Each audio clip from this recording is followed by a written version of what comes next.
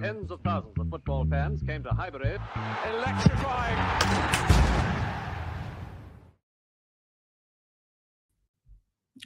Hello, and welcome to the Roundup. This is a new weekly show on the Cannon podcast where myself and a guest will be separating fact from fiction, dissecting the credibility of the latest week's worth of transfer rumours so you don't have to. For those that know me, my name is James, or AFC James, as my not-so-creative Twitter handle calls me. And I've been on the Cannon podcast a few times, but this is the first time I will be hosting a show that I'm very excited to host throughout summer. And the esteemed guest that I have on today, I am delighted to welcome George, as always, a strong member of the podcast. How are you, George? I'm great, mate. I'm great. You're doing excellent for your very first time. Don't worry. I think the comments are loving. You got a lot of love on Twitter as well for your new hosting gig. So congrats, and I'm excited to be along for the ride. It's a new thing for me. I'm very familiar with just being asked the questions, responding to what I'm told. But there's, as you know, there's a lot of technical stuff that goes on behind the scenes that I've got three eyes trying to keep an eye out at the same time. But today I'm excited to talk about some of the transfer rumors and some of the absolute nonsense and drivel that gets put out on the internet, especially on Twitter. So we will jump right into it. And the first rumor that we have has been quite a turbulent one, I'd say. People have been stressing in recent days about Martin Zubimendi, who we will get up on screen if I can get it right. First of all, George, how have you felt about the rumors? Are you confident we sign him? Are you nervous? How do you feel about this situation? I did not bat an eye. If anything, rolled my eyes at the potential confusion with it. Look, I think until something is done, Arsenal fans have a deep-rooted PTSD as far as targets go. And it's not like it comes out of nowhere, but I do feel that in this particular instance, we're talking about a player that through all the right channels has given as clear of a confirmation as you can give at this point. And I mean, the reasons for the delay are really quite well known. I mean, it's more of an accounting issue from a Sociedad angle that we are being accommodating for in order to do that. And I mean, in return, we're likely getting a better amortization schedule. Like this is just the complexity of transfers. And I think as we maybe develop these shows, we'll talk about some of the nuances, because it's tough for the fan to maybe indirectly assume what's a fault of a club, a fault of an agent, a fault of a player. And I mean, we are all guessing at this point. We're not at the negotiation table. So I can understand maybe some of the confusion. But from my perspective, I think the Zubimendi is as good as done or as complete and confirmed as you can get at this point, bar the medical and holding up the shirt. But George, how about you? You don't understand the Madrid PR. Madrid, it's the comeback, it's the remontada. It's leg number 3. This is their third leg. They're going to close the roof of the stadium so they can announce Zubimendi. This is, and I've been saying it a lot recently, the Real Madrid media circus, the storm that they create every single time. It was annoying at first, and it does just grate on me sometimes, but sometimes I just laugh because those on the Arsenal side, Sami Mokbel has said it very early on. He was the one who announced the exclusive in the first place. Ornstein, Fabrizio, Hand of Arsenal have all said, don't worry, the guy has signed. We're just waiting on, essentially, as you said yourself, we're waiting on July to come round so they can do it in the next financial year. But Real Madrid will be Real Madrid, and they will keep chipping away at us. I don't know why either. I find it really fascinating, actually. I guess if I was to speculate, it would come from the fact that he's just had essentially a man of the match performance against France. France, am I wrong in saying that? And they want to say, hey, look, this is our guy. We could get him if we want, but actually now we're not going to go for him. Because every Spanish person watched that and will have gone, wow, this guy's a serious player. And hopefully everyone else watched it, because he had doubters, and I think a lot of the doubters were silenced after that. What did you think of his performance the other day? I think it comes down from a lot of people potentially being battling their own narrative about what they felt on the player. And I'm going to put my own bias out on the table. Like, this is the type of profile of player that doesn't catch my eye. Like, when I look at central midfielders, I'm more of your very traditional pace and power, your Patrick Vieira, your, Abu Dhabi, your Conte, your Yaya Tourés. I am in that mold in terms of what I love to see. But consequently, in terms of deep lying playmakers, you've got to understand this is another profile that coaches like. And I mean, I think you need a complement of different types of players in every single squad. Like, I look at wingers, I would like a touchline option and one more comfortable on the inside. It doesn't mean one is better than the other. It just means you got to platform them in different ways. And so from that perspective, I think that people were a little bit in the sense of saying, is Zubimendi really that good? Which I found fascinating, because when you're having a look at this player who's been linked to Bayern, Madrid so consistently, Liverpool last year, and then now, I mean, this is clearly a good player in which every single major club in Europe has at some point tried to sign in the last 18 months.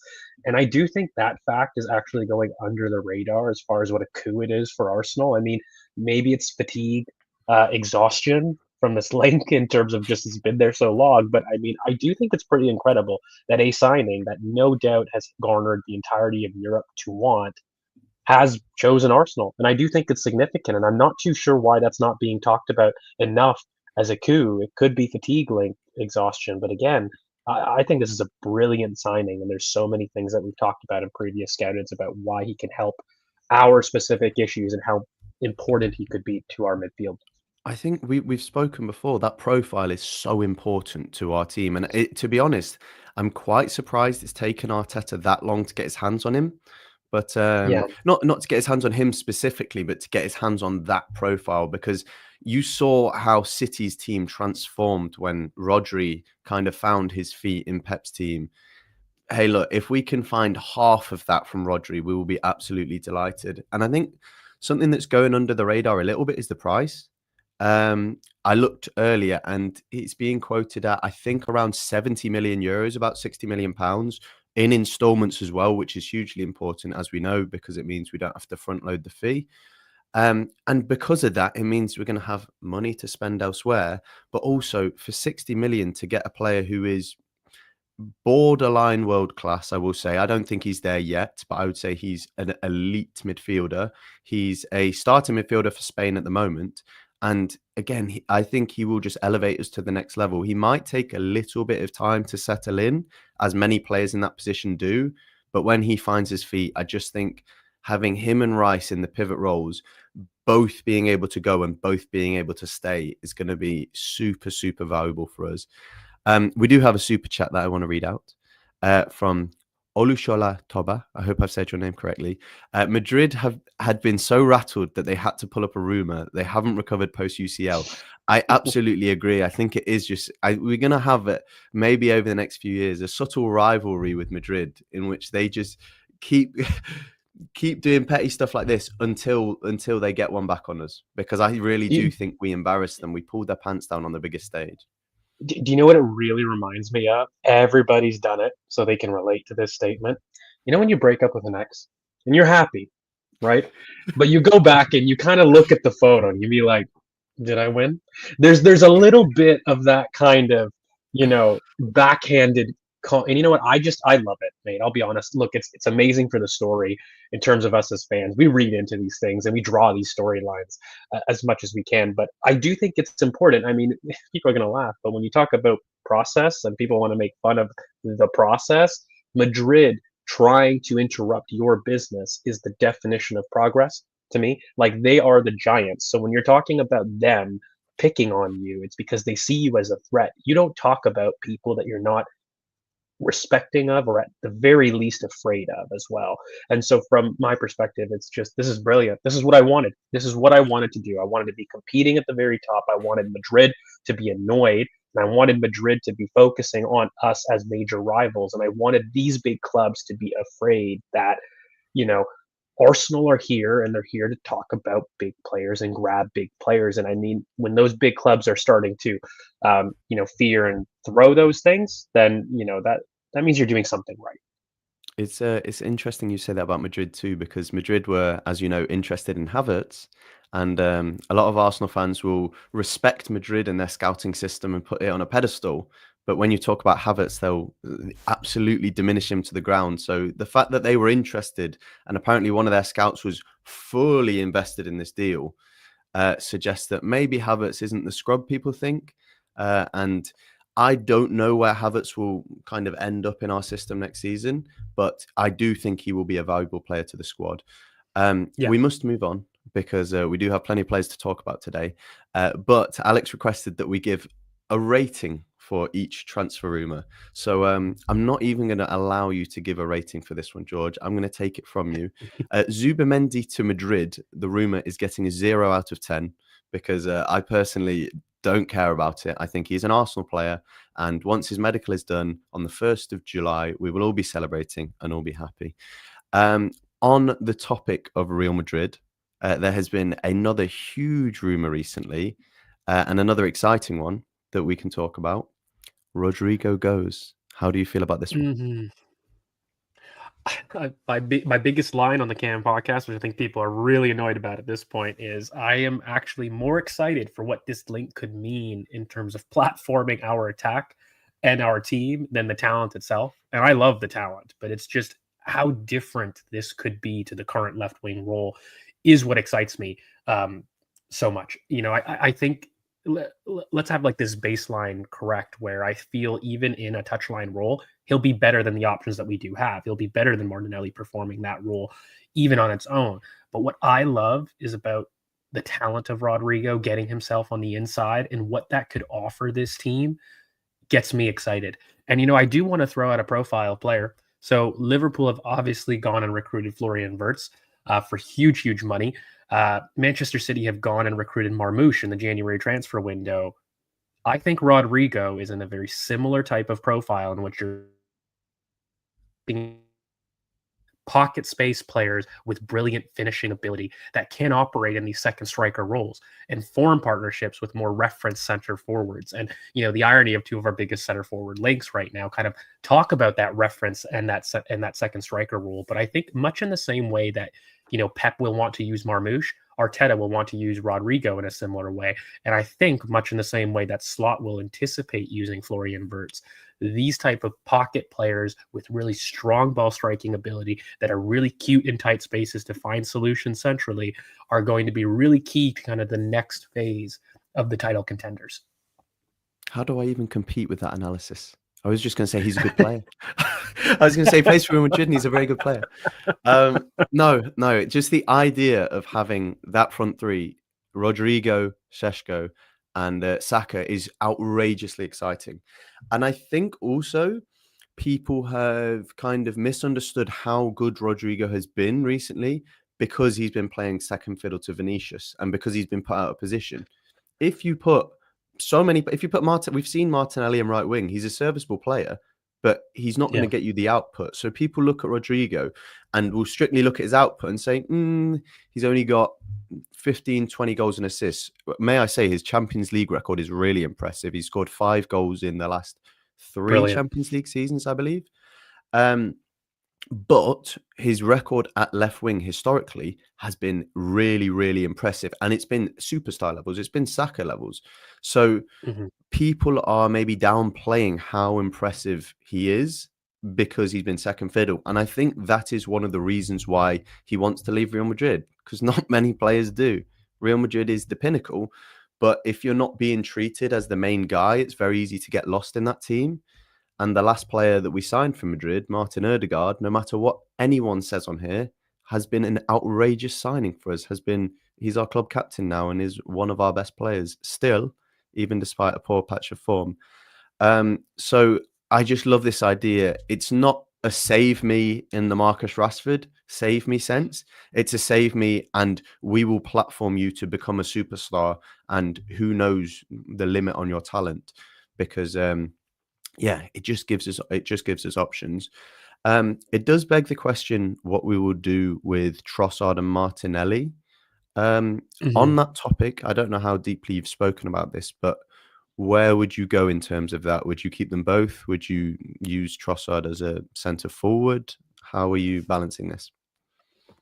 So I think when you look at this type of profile, it is undoubtedly tough not to see the redundancy with Jesus Trossard, and Rodrygo in the team for me. They are all examples of players who, yes, can play as wingers, but really thrive much more in that kind of false 90 poppy second striker role.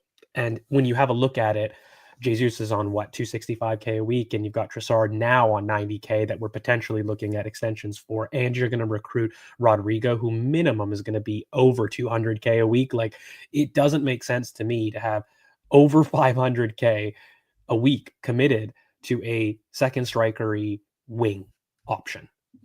And so, yeah, from my perspective, I think we would like to sell Jesus. That's just not a non-starter with the injury. So I think that business will be pushed for a later date. And as much as we want to say that he doesn't count, he's absolutely a drain on the wage bill. And, for as long as he's on there, it's not going to be something that we can move. And from that perspective, that's why I'm a fan of not believing the Trossard extension links as heavily if Rodrygo is in fact the main target in the winger position. If we're talking about Nico Williams, and I think some of this changes and what you can understand more of the Trossard staying and then hoping that we move on to Jesus down the line. But for me, it's just about understanding some of the redundancy in that profile and the similarities of what we've already got and how many wages in the attack that we've committed. But I don't know how you feel, mate, but for me, there's been 3 very clear links from a forward department. When you think about Rodrygo and Buemo, both of those for me represent second striker wing options. Then you've got your touchline options that we've been really linked with in terms of your Barcolas, in terms of your Nico Williams, your Leaus. But the touchline winger option is a second one that is completely separate. And then lastly, a reference center forward that we really don't need too much to explain about. I mean, you've got your Gyökeres and your Sesko links, but in general, to take away the names, I think that there are 3 holes that Arsenal clearly want to fill. Whether they can do all 3 is another question.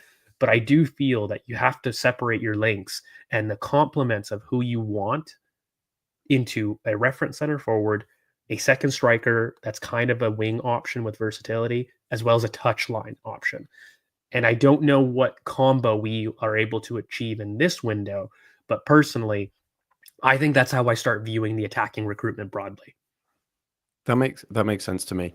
And speaking of, we will use that as a perfect segue. Speaking of the player you just mentioned, Bradley Barcola, you kind of mentioned that you view him a little bit differently to Rodrygo in terms of being a more touchline winger sense.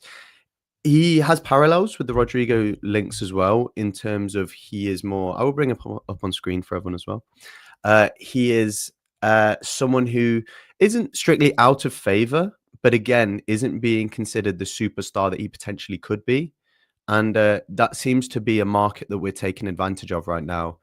The fee that I saw reported earlier was 100 million euros. Personally, if him and Rodrygo were up for the same fee, I would tend towards Rodrygo. But why do you think Barcola, what do you think he offers differently to Rodrygo in that sense? I think he's a different player. You have a look at some of the Rodrygo scouted, which I would love to self-plug from the channel. And the uses of Rodrygo, you can actually see a scenario in which Barcola and Rodrygo would actually, for me, thrive brilliantly together, with Rodrygo at tip of a diamond and kind of on the inside being able to really do kind of the close combo work that we really would like to see him play. And then Barcola is more of your touchline winger. And I think that they're very different profiles. And you could, in theory, see a case for both. But really, you're more so debating whether or not you want that touchline option or the one more on the inside, right? And they each have a little bit of different stresses. For me, I love Barcola. I think he is one of my favorite, if not my favorite, wing prospect on the market. I'm really high on the potential that I see there, but he is a very different profile to Rodrygo, where Rodrygo you may want to pair with more of an overlapping left back, whereas a Barcola or a Nico Williams are both profiles that you say have really good symmetry with the current left back situation that we see in terms of Miles Lewis-Kelly, in terms of that inverted left back profile. And, I would probably tend to just tell people, if you see the primary wing target be a touchline option, I would expect to open things like a Jarell Hato. That actually starts to make sense for me in terms of those kind of movements. And that's how, for me, targets can really switch and have knock-on effects in terms of who you may want to recruit down the line. But just to answer your questions really quickly, between Barcola and Rodrygo, I completely feel that they could play together. I don't think you're buying both, at the same time.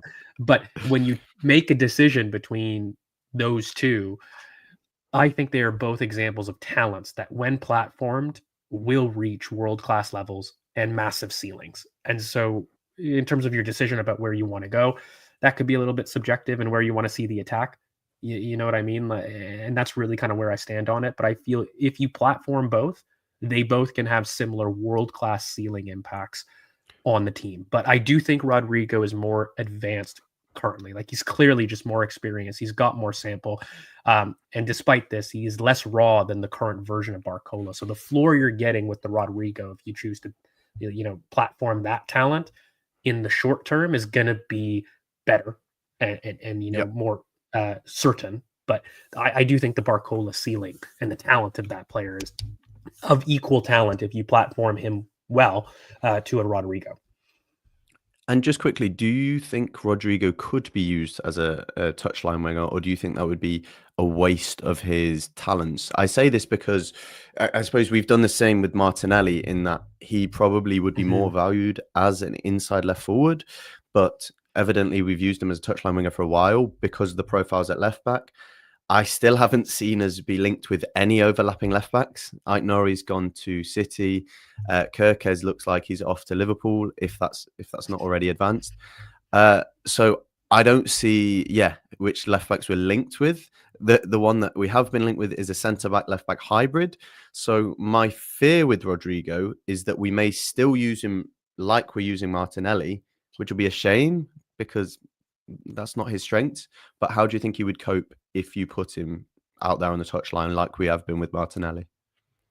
Yeah, like I think I said before, for me, in the current version, he will still operate in a touchline role better than anybody that we've got at the club. It's kind of a case of putting a Ferrari in the garage for months that you don't want to drive it in. I mean, like you can absolutely drive it in the winter. It's no problem. But I mean, slap some winter tires on that bad boy or just get another car. It doesn't make sense to me to basically put somebody that we know is so good on the inside, whose explosion potential is on the inside, and keep him wide. That to me just doesn't make sense. And it's why, for me, I'm actually quite excited, because I do think the links will change.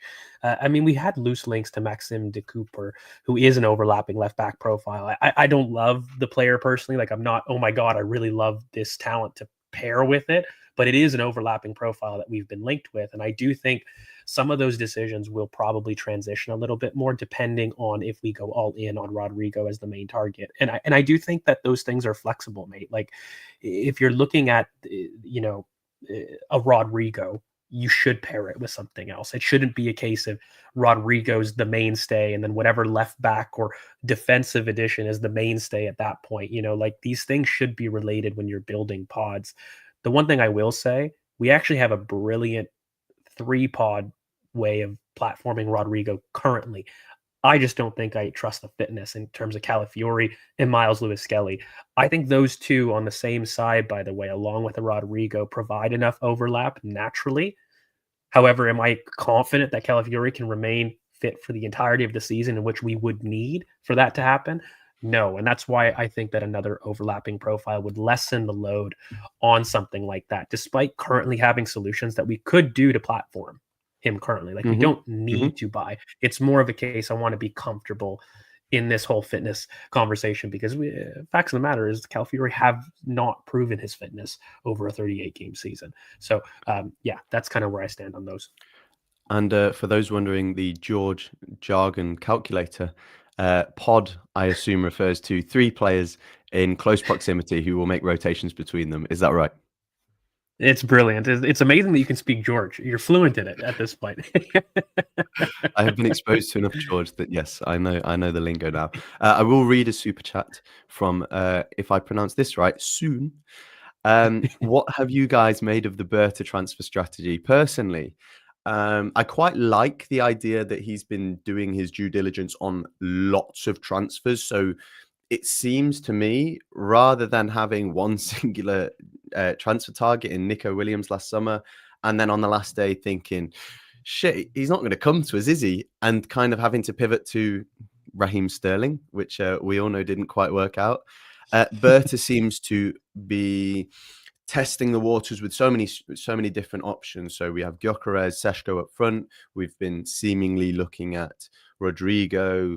Who knows how valid the Barcola links are, but Nico Williams is still an option. Rafael Leao seems to be on the market, but it seems like we're exploring all of these potential deals and then presenting it to Arteta and the board and saying which options present the best value and how can we combine these options together, which will make sense on a more cohesive level, as you say, with these pods, to make sure that the signings are kind of benefiting each other than just looking at the signings individually and thinking, right, we need to sign a left winger, we need to sign a left back, we need to do this, and there being no cohesion between the transfer strategy. I don't know what your take is on that. Oh man, I have so many thoughts because I don't want to go early, and I don't want to just to bad talk what we had before. Like, I mean, look, for me, there's clear differences in our approach already that I can see. And I think that you can't really confirm those things until the end of the summer. We can look back in retrospection and really start to evaluate some of the differences, and we can really get an idea. But already I see a completely different approach to how Berta handles the transfer window just in general. And the only thing that I can say that it is it's mature, it's experience. Like, this is what an experienced sporting director is supposed to do. They're supposed to balance multiple deals at the same time. They're supposed to be talking to all these agents, all these players, and they're supposed to be lining up deals so that when you have a specific plan A, you can play people off each other. Again, in one of my famous analogies, if you're looking for a new job, okay, and you've got your plan A job about what you would like to do, you don't just stop taking job offers to plan B and plan C. You absolutely take those interviews. And guess what? You play them off of each other. You say, look, plan A, I understand that this is the salary that you're offering me, but this other opportunity is offering me a little bit more.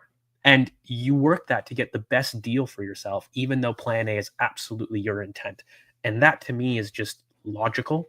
And, it's something I really relate to currently in my own job search, but it's something that I can see that Berta is really experienced in. And I just don't think I ever got that feeling from Edu, in which I think Edu's approach had this indirect way of people thinking Mikel was very rigid to targets, which I actually don't think was true. It was more so that, Edu was a little bit more singular in his approaches. It was more of one and done, and less about balancing multiple deals at the same time, and certainly not for the same profile. Like, I don't think we ever in Edu's reign received, if we were looking for a left winger, Leao confirmation of talks, Nico Williams confirmation of talks, Rodrygo confirmation of talks. Like, the breadth of targets that have at least had official talks certainly seems much larger, certainly seems much more complete.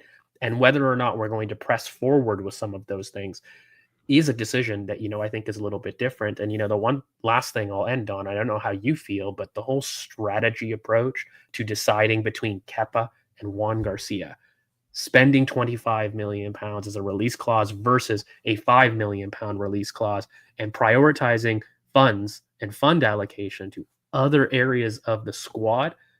Don't know if it's something that we've always gotten right, but do you feel that there's enough here in terms of differences between Berta and Edu to even begin talking about some of these things? Or do you think it's far too early and it's a little bit more of looking for what you want to praise as opposed to the latter? To me, some of it kind of comes down to where your head is and where your heart is. And I feel like Arteta, I will bring up the Berta image that I had in the background. This is a great image because Gabriel Magalhaes, criminally underrated still, should be getting his flowers. And just this is, I guess, the first image of Berta with a signing of hopefully many more to come. But sorry, to continue on your question, Berta seems like the head and Arteta the heart. Arteta wants Garcia because he's a great player. He's a brilliant talent. And why wouldn't you? But he also wants this, this, and this. And Arteta would sign Garcia and come to the end of the window and say, Kroenke, I need more. And Kroenke will say, sorry, buddy, but you signed Garcia. And Arteta will be like, because Garcia is going to be amazing. I'm sure he will be. And I think Edu kind of fed into that, where they both decided there was complete agreement on targets, but the problem was there wasn't that head, someone being the brain of the operations with experience saying, hang on, great player Garcia, but if we go for him, then later down the line, when you need a left back to go with Rodrygo, you're not going to have any funds to sign that left back. So I'm going to look in the market and see what options we have. We have Kepa for 5 million, who is a fuss-free backup goalkeeper who will transition nicely from Raya, and we will be able to keep our funds allocated to the important positions where it matters. So rather than this idealistic point of view, I'm sure he will upset people at times because people will want these exciting players, but he will be realistic in saying where the money should go. We do have another super chat to read out, which is a controversial one. Thoughts on selling Ødegaard to fund that superstar number 10, Xavi Simons or Musiala? I also just want to caveat and say, firstly, that I don't think that would happen this window anyway. Well, I'm pretty confident it wouldn't happen. So if this happens, it would happen in the future. But I also just think after this window, we're not going to need that many holes to fill. So I think, I don't know, the problem won't be funds. The problem will be players in certain positions. But the point is, once we've got a superstar left winger, we'll have a strong right winger, we'll have just signed a striker, we'll have fixed, the back four will be fixed for years to come. So then we will go into a transfer window thinking, do we need to sell to fund? If we need to sell to create space, that's a different story. But I don't think we'll necessarily need to sell to fund a specific player. And I think specifically, just to answer this comment, selling Ødegaard to fund Xavi Simons would be insane. I think that it would be such a risk. And I personally wouldn't be on board with that because, again, why are you going to rock the whole ship, sell our captain for someone who at this point is a massive unknown entity and doesn't really fit that archetypical role in our system? So no, I wouldn't do it. I'd love Musiala, but again, I wouldn't sell Ødegaard. I see no reason to. And again, 6 months worth of bad form doesn't wipe out 3 years before that.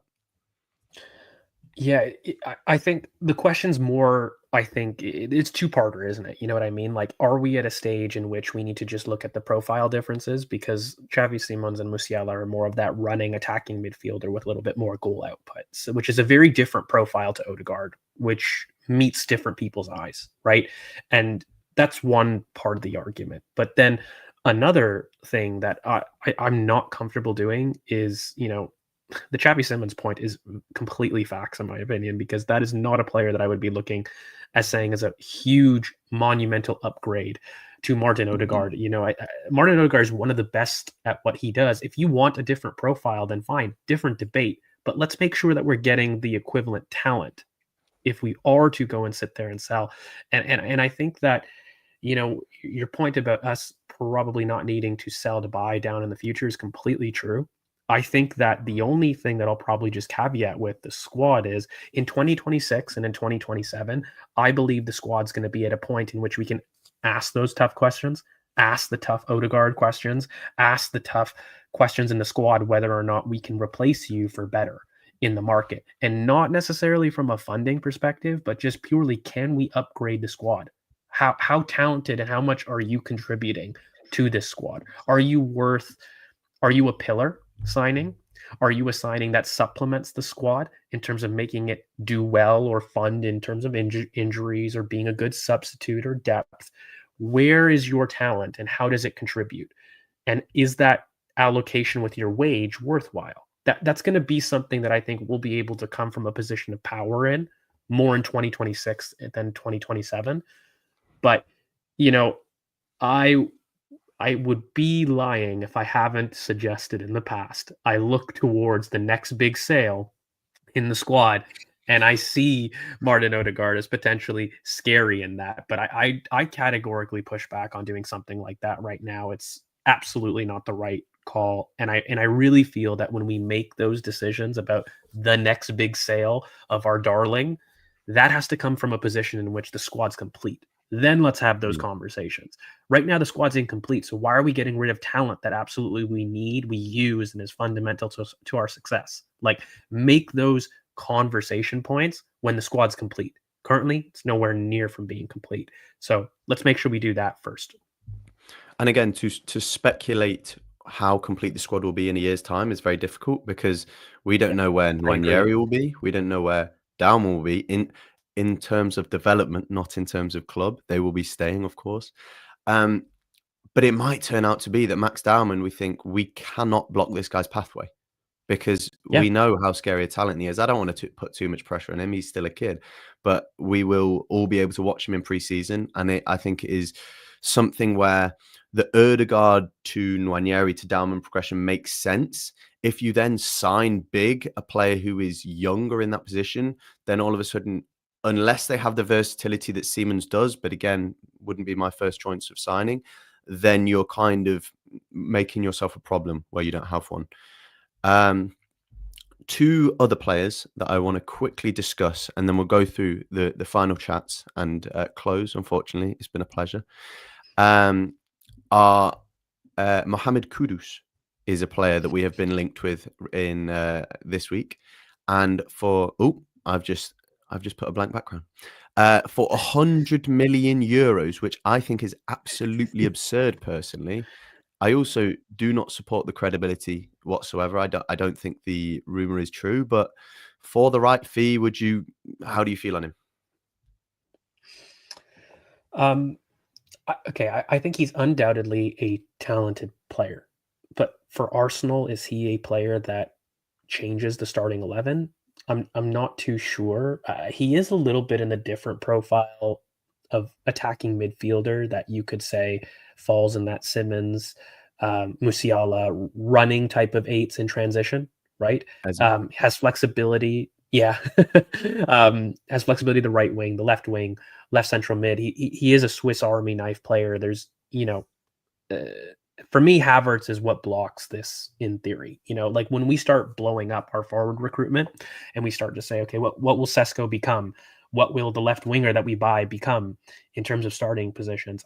I think that, Kai Havertz becomes that running attacking eight with output, with versatility to the right wing and versatility in midfield. And so when you're talking about that, do you want to replace Kai Havertz and his wages with Mohamed Kudus? Certainly not right now. That's again another talking point in which you're looking at upgrades, but even then I don't know if I see enough there to justify a £100 million spend for a less sale in Havertz. I don't think we're getting equivalent of that in the market. So we're going to be spending to get a similar level of cover, but without necessarily upgrading the talent. That to me just seems a little bit nonsensical. So it's a player that I think has talent. Just I don't see a position for him in Arsenal, and he probably should look to another team that's got a little bit more space. But for that £100 million, I wouldn't touch him. I think he's a £60 million player, maybe £65 million player who provides excellent depth. But at his core, I don't know if I'd be building a title-winning team around him. Yeah, I understand the principle because he can cover attacking mid, he can cover right wing. Yeah. And also he gives us something we don't have, which is that central running power, as you say. But potentially those reasons why it somewhat makes sense is why someone has fabricated this rumor. Because to satisfy Alex's checklist of what I was supposed to do this episode, we are supposed to rate each of these rumors, which I've only done one of the 4 so far. So to go back through them, Rodrygo, I am happy to give... in terms of credibility and reliability, I think we'll stick with a 7 for now. I think some guys who've reported it have gone really, really strong. But considering Ornstein and Fabrizio haven't mentioned it, I think at this moment it remains a hopeful one rather than something that is close to happening as much as I'd like it to. And Barcola, I would drop to potentially a 4 because I don't think there is enough substance in that to suggest it's going to happen. Maybe things will continue to happen in the future, but as it stands, I just don't think there's been much in those rumors. I don't know where you stand on those two. And just to round up, I'd give Kudus I gave Zubimendi's rumour to Madrid a 0, so I'll give Kudus to Arsenal a 2. But at that fee, absolutely no chance we're going to go for him. Yeah, I do think that the Kudus is incredibly unlikely. I put that at probably a 2 or a 1. I really don't see that as likely. I think the Barcola, bias speaking completely, 3 or 4, just a little bit because I hope it's something that we're looking at. It's just not something that I think that we will go with. I think that the Rodrygo has legs personally. I don't know how certain we are that that's going to be the number one target, but I'd probably put that more in the 6 to 7 category, where I definitely don't think it's 50-50, but I wouldn't be confident at this point in saying that's, a likely signing. But if he is to leave, and we get confirmation in which that commentary changes, then I think that's one that can jump to like an 8. That can be a very likely pursuit if we get approval that Rodrygo is in fact looking to leave. So that's one that I think has got a lot more legs.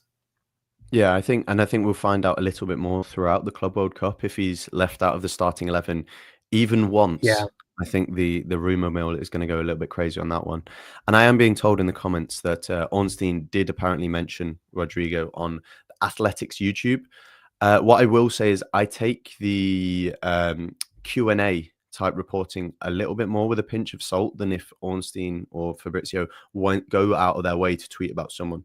So yes, I believe he is under consideration by Arsenal, no doubt, as many players are, but they haven't gone quite as strongly as other people. So I think, again, I'm happy to stick him in the 7 out of 10 in this rating system that I'm sure we will refine in the future and make it a little bit more exciting than it is right now.